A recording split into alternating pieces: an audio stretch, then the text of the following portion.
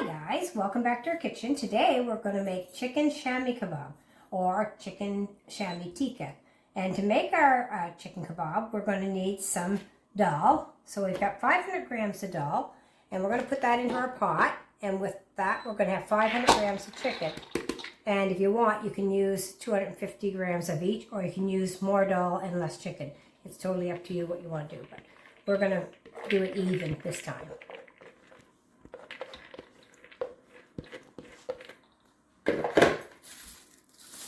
Just put our dal in, and then we're going to add our chicken on top of that. And our dal has been soaking for a little over an hour and drained. And on into that, we're going to add some spices. So now first we're going to add 2 tablespoons of our garlic ginger paste. I'm going to put that right on top there. And we're going to add 1 teaspoon of black pepper. You can use peppercorns. I ground mine a little bit, but you can just put whole peppercorns in if you like. I have 1 anise and 1 black cardamom. We're going to put that in there. We have 1 teaspoon of coriander seeds, 1 teaspoon of zira. We have 1 teaspoon of red chili powder, 1 teaspoon of salt. I have half a teaspoon of turmeric, 2 little pieces of cinnamon stick, and about 6 or 7 cloves. And we have a half a teaspoon of fennel geek seed, and I ground mine too, and 1 bay leaf. And onto that, then we're going to add our water. So I'm going to add 3 cups of water onto all this. That's 1. We're going to add 2 more.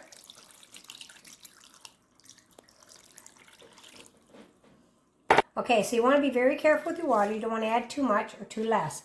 So for like 250 gram chicken to 250 gram lentils, I would say 1.5 cup of water. But because we're using 500 grams, we're using 3 cups of water. So that would be the good rule of thumb to go by. So now we've got everything in our pot. We're just going to get a little stir. And we're going to go over to the stove, and we're going to put this on to our burner. Okay, so we're over to the stove here, and I've turned my burner on high. And what we're going to do is we're going to bring this to a boil. And we're going to, once it starts to boil, I'm going to put a cover on it and let it cook for about 25 to 30 minutes. Then we'll check our chicken to see if our chicken's tender and cooked. And when that's done, then we'll take our chicken out and we'll move on with the rest of our recipe. So I guess I made a little bit of a mistake. So this is called chicken shami tikki, not tikka. So we'll get that straight for you guys that are Pakistani. And for the rest, you can call it shami, just shami kebab, chicken shami kebab. And that's what we're going to do. So we're just waiting for this to boil, and then we'll be moving on. Okay guys, it's boiling rapidly here now, and so I'm going to put my cover on.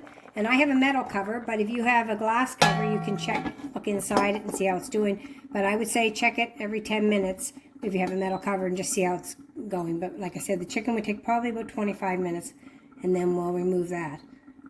Okay?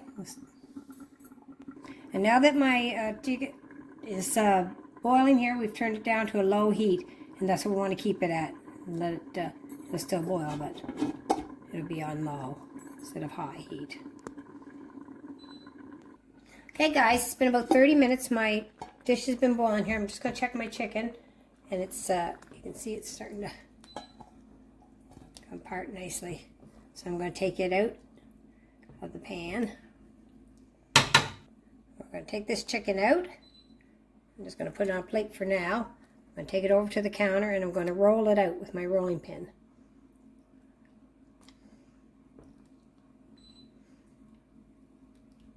Okay guys, so we're going to let our dal continue cooking, and we're going to cook it until it's dry. And you want to stir it occasionally. And you can test it for spices now, for salt and any other spice you might like in it. If you want more spice, you can add it at this time.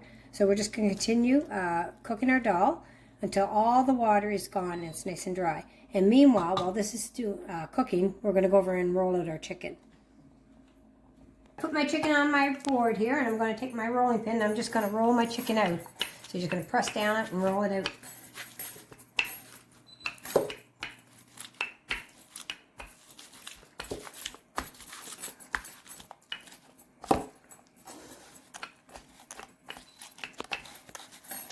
So guys, you want to roll your chicken out while it's hot. And I just put a towel into mine because my board was moving around too much. So yeah, you want to make sure it's all rolled out good and hot.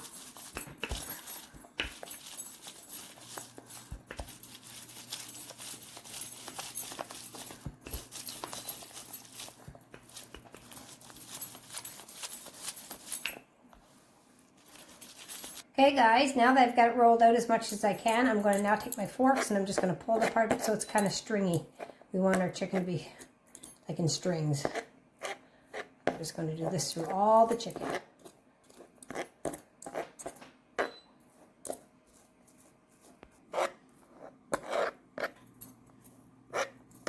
So we're getting it all pulled into strings.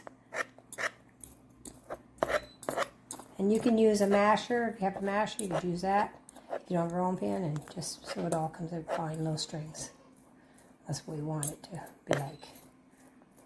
Okay guys, I had to turn my heat up a bit because it wasn't boiling enough and I want it to cook, and it's starting to thicken, but it's going to take a while yet. So just to keep it at this temperature on until it's dry, and I just want to turn it every once in a while like that just to keep it from sticking. Okay. Okay, now you can see my dal is dry.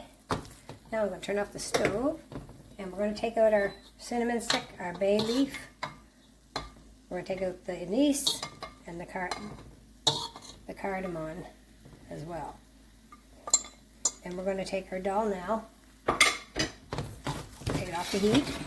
And I've got my food processor here, and I'm going to put my dal into the food processor and we're going to grind it. I've got all my dal now into my food processor, and I'm just going to click it in and turn it on until it's nice and smooth. Okay guys, now we're going to assemble our kabab, and we're going to take our pureed mixture here. It's still a little warm, but as I mix it, it's going to cool down some. So. Okay guys, now we're going to add our chicken that we've rolled out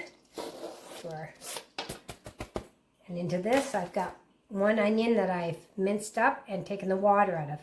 So we're going to put that in here too. And you can add some cilantro or mint as well if you like. I'm just putting onion in mine. Now I'm going to add 2 eggs to this mixture. You can add 1 if you're using 250 grams of dal and chicken, but I'm using 2 because we have a lot. And I guess some people would actually take their mixture and dip it in egg before they fry it. But since we're frying ours all up today, I'm putting mine right inside it. I'm just going to mix it all in good with our hands. Okay guys, so I got everything mixed together, and I had put it in the fridge for a couple hours. Now I've taken it out. And now I'm going to use my press. I've got this press here to make my patties in.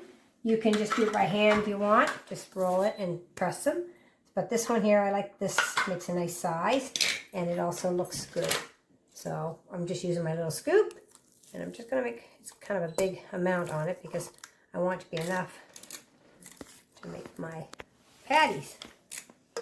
And you can make them bigger or smaller, but I'm making mine this size here.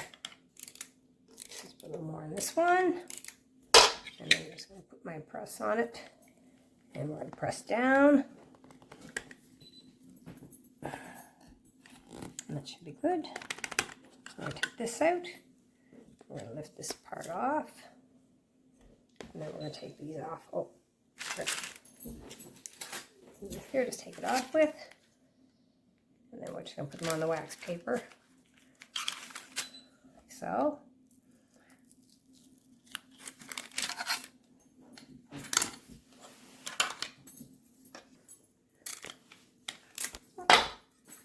We're going to press it down. Press as much as we can. Now, as too, you don't want to make them too thick. When we cook them, we want them to turn out nice and crispy as well. I'm just going to lift my hand. This over. Get my knife.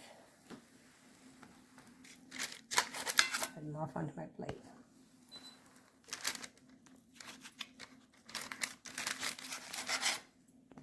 Okay, now we're going to fry up our tikka, and I'm going to put some oil in this pan. I mean, tikki. Anyway, a little bit of oil on the bottom. I'm just brushing it in. Not too much. And we're heating it up to a high temperature. And once it gets up to temperature, then I'm going to, these are the ones we made, and we're going to fry them. Okay, put our in there. It's going to take about 3 minutes on each side here. I want them to get crispy.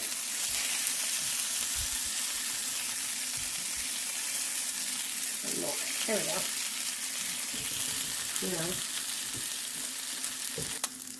if I turn these over.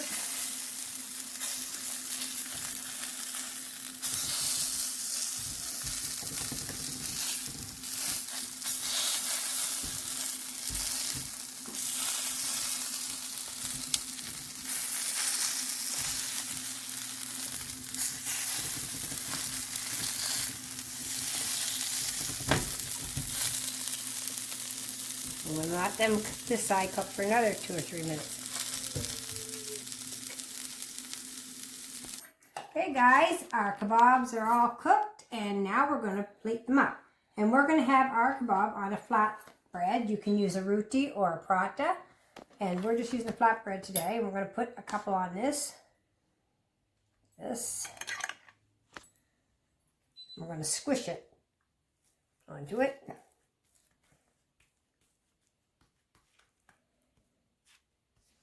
And on top of that, we're going to put a little bit of our mixed greens, spinach and whatnot. And we've got some cheese. We're going to put a little bit of cheese cut up in it.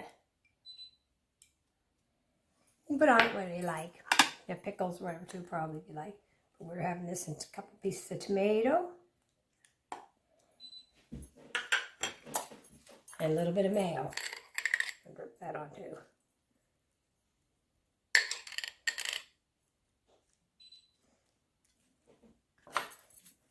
Wrap it up this way, closer to me. And just wrap it up. Get everything inside there. I'll just cut it open in half here. You can enjoy.